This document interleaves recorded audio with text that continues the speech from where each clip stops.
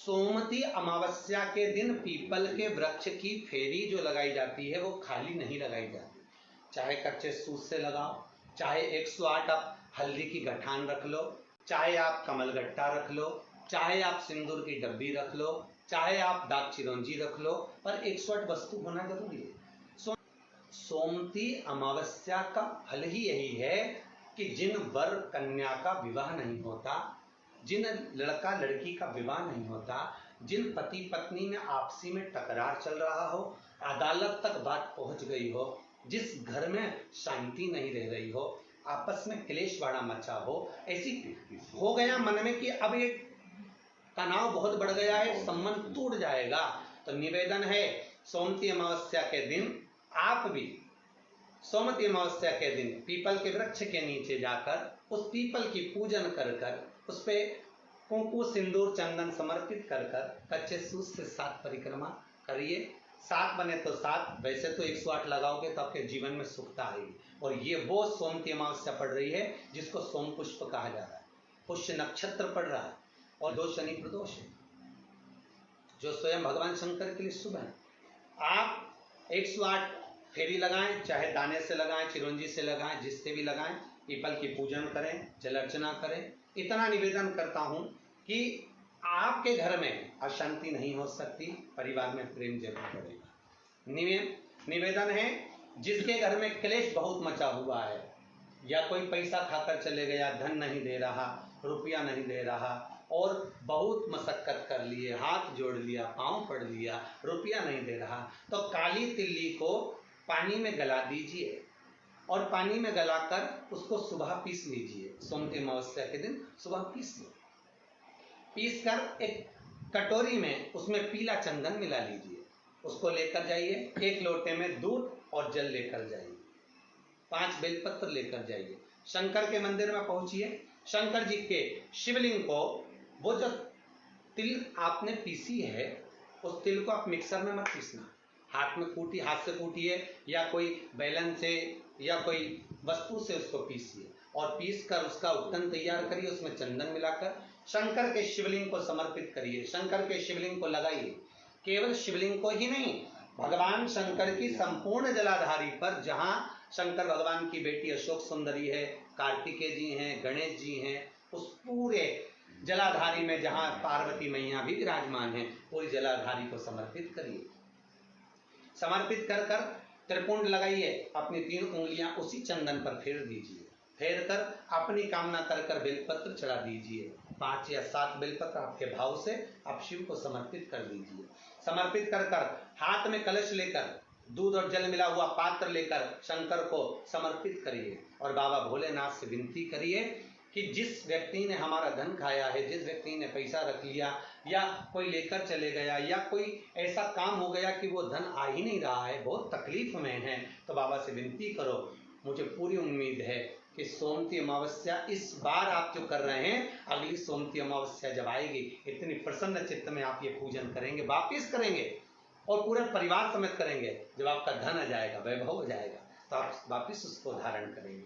फिर नहीं, और लिख के रखना, अगली सोमवती को फिर करना, जब सोमवती अमावस्या पड़े फिर उसको करिएगा, आपको फल अधिक मिलेगा। मेरा निवेदन, जिन कन्या और वर के विवाह नहीं हो रहे, वो सोमवती अमावस्या के दिन जाकर बाबा पीपल के पेड़ की फेरी अवश्य दें। 108 नहीं बने 7 अवश्य दें।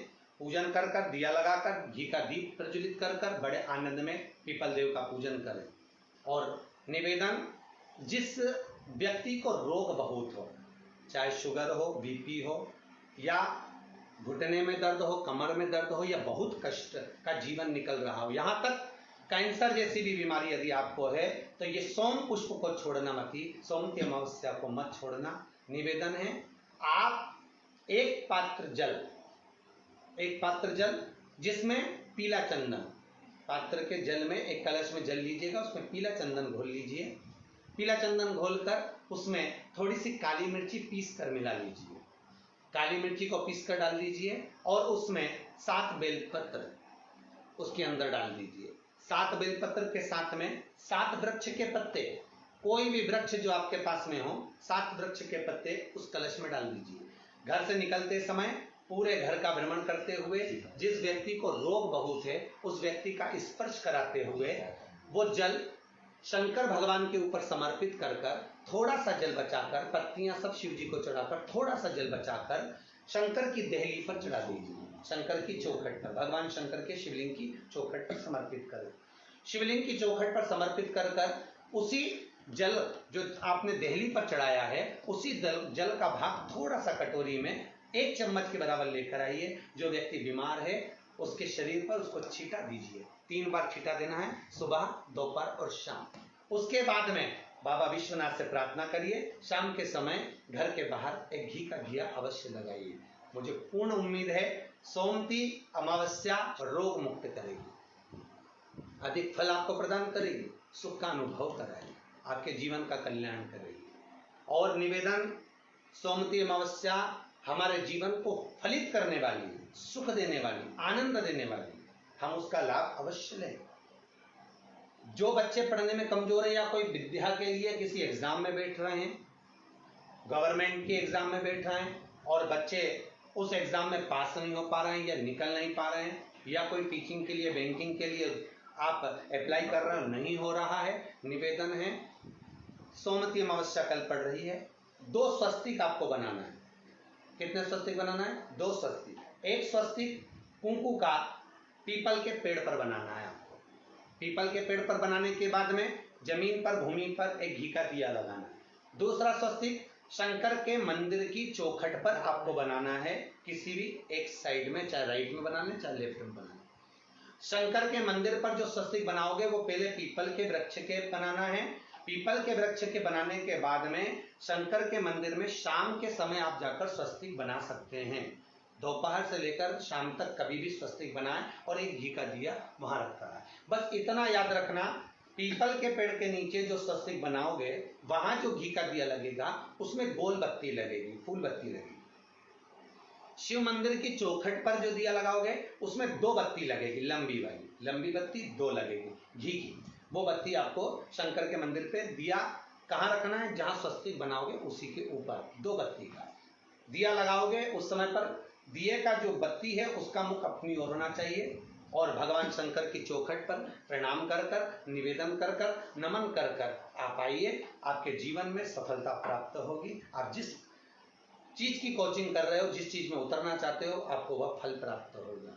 सभी जितने भी श्रोता भाई बहन बड़े भाव से रविवार का इंतजार करते हैं और प्रयासरत रहते हैं कि शिव चर्चा में हम पहुंचे, शंकर की कुछ चर्चा करें, शंकर को पाने का एक लक्ष्य तत्व प्राप्त करें।